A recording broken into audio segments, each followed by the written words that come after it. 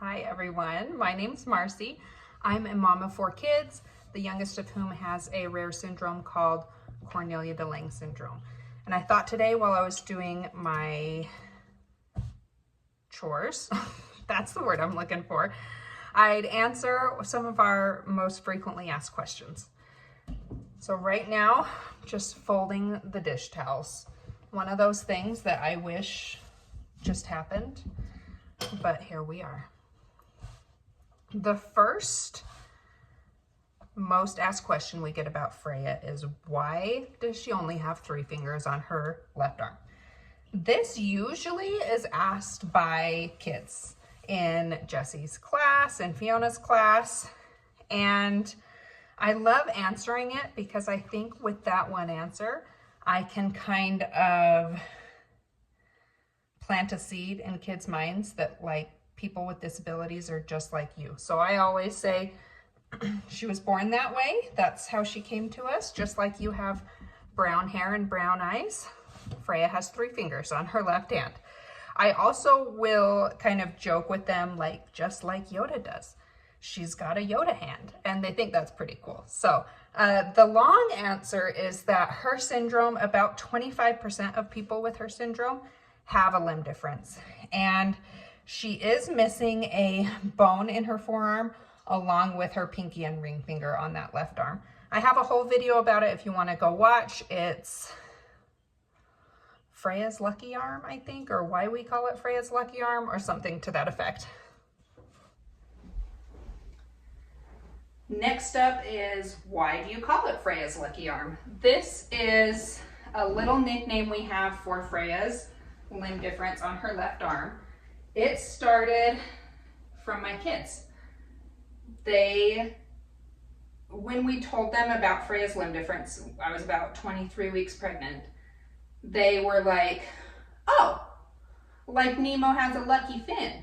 And I was like, yeah, just like Nemo, she's gonna have a lucky fin. And they're like, well, it won't be a fin, it'll be an arm, so Freya's Lucky Arm. And it stuck. And I love that my kids were just so nonchalant about it. We tried to be very nonchalant about it.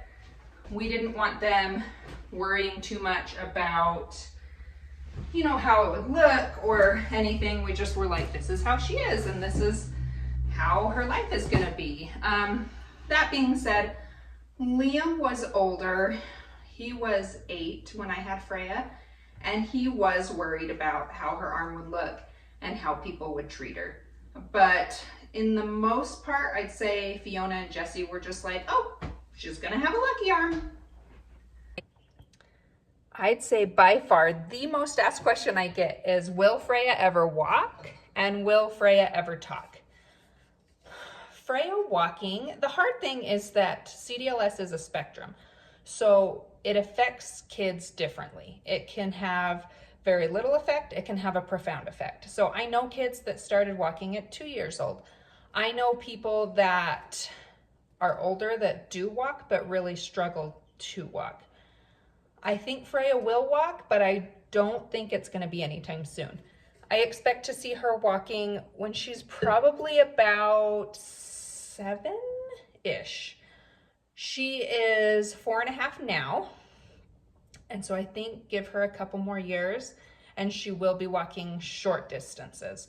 Now, I don't think she will ever be walking long distances. So we are trying to get her a mobility device to help her with those long distances right now.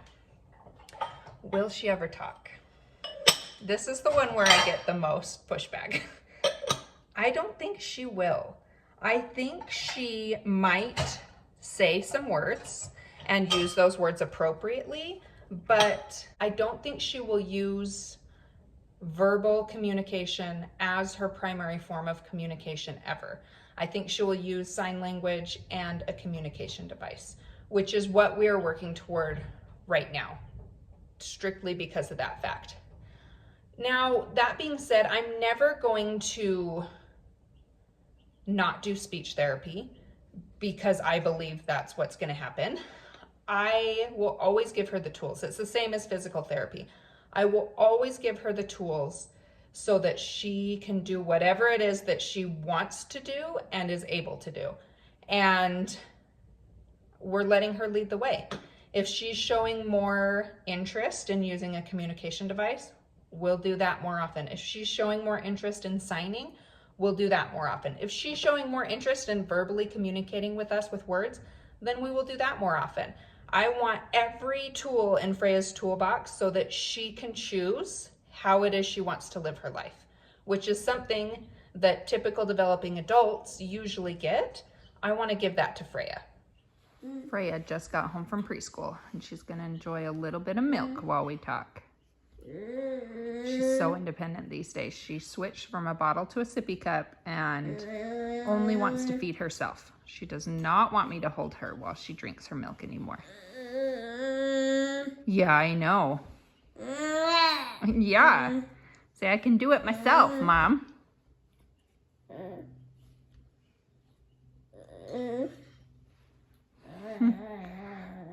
Another commonly asked question I get is Cornelia de Lange Syndrome genetic? And I will say, yes, it is, but not in the way most people think of genetic syndromes. CDLS is genetic in that it is caused by a gene change in Freya's body. And in Freya, it is the splice site on her NIPBL gene. But this gene change, I do not have, I do not carry, and Chris, Freya's dad, does not have or carry it either. When most people think of genetic syndromes, they think of something that their mom and dad carry and is passed on to the child. Now, if Freya were to have children, she would, hi, babe. Oh, nope, you can't have that drink. She would pass her copy of the NIPBL gene down to her children. But what she has is called a de novo mutation, meaning, I think de novo is new, but it is a new mutation in Freya that has not existed in our family before this. How does CDLS affect Freya? Now, as I said, CDLS is a spectrum, and so there are a lot of different ways it can affect a lot of different people. With Freya, we notice a developmental delay, a growth delay. So she is 4.5. She is the size of an 18-month-old and probably the developmental age physically as a 1-year-old. Cognitively, it's kind of a little harder to gauge, but physically about a 1-year-old developmentally. She also has severe acid reflux. I'd say most people with CDLS have acid reflux. She has seizures, tonic-clonic, which they used to call grand mal seizures. Those, about 10% of people with CDLS have seizures, so we just lucked out on that one. Same with the limb difference, super lucky. And she has sleep problems, that's very common with CDLS. Feeding problems, also super common with CDLS. And I believe that's all. Mostly it's the development and growth delays. Those are the things that really, really affect her life. Now that we are on a good regimen with both her seizure meds and her reflux meds, that's a little less of a worry to us. They're pretty well controlled with medication. So growth and development are our number one things, and the feeding goes into that growth and development.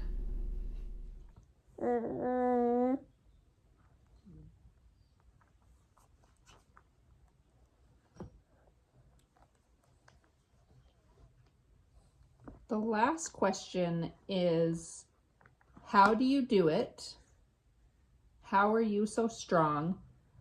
I can't imagine how you handle everything, anything to that effect. And basically, for this one, it's a really simple answer. I do it because Freya is my child and I love her. And I'm even going to expand that to, I love all 4 of my children. Liam, Fiona, Jesse, and Freya are my world. So handling all of Freya's medical appointments, all while trying to make time for my other kids and making one-on-one time for them and making time for my husband, all while holding down all the household duties and creating content and working, is all because I love my family, and those are the things that are important to me. Making content and spreading awareness about Freya's rare syndrome hits home for me because I am so grateful for those who did it before me, so that when I got Freya's diagnosis, I had an example to look at. I didn't have just Google to look at, because Google gives you worst case scenario. I had actual families living their actual lives, choosing to share their lives on social media, which honestly is an added thing that you have to do in an already full life full of medications and diagnosis and hospital visits and surgeries and researching and insurance and everything. I am so grateful for the families that did that, especially, and I will say this forever until the end of time, especially Stephanie and Sebastian. They are the family that I found that showed me no matter what, life was going to be okay. And this life-changing, life-altering diagnosis was going to be okay. So that's the answer to end all answers, I think, is love and hard work. That's how I do things. That's how I get things done, is love and hard work.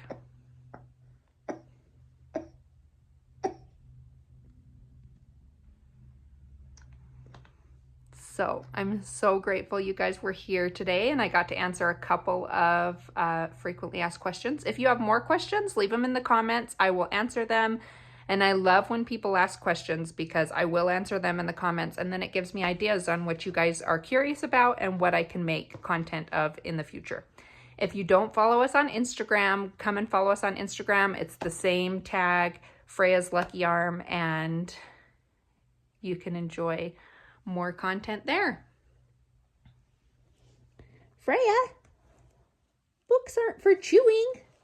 I think she's getting another tooth. She has been so, y'all know she likes to chew on everything, but she's been especially chewing lately. So we'll see. Maybe you're finally getting those molars in, huh? Thanks for being here, and I hope I'll see you guys next time. Look what I'm getting for Freya.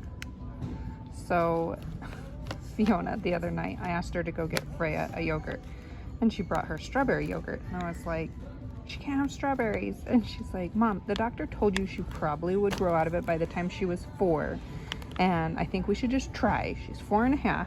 And so Fiona talked me into it, and she did fine. No puking. So I'm so excited that we can do all the berries. So exciting.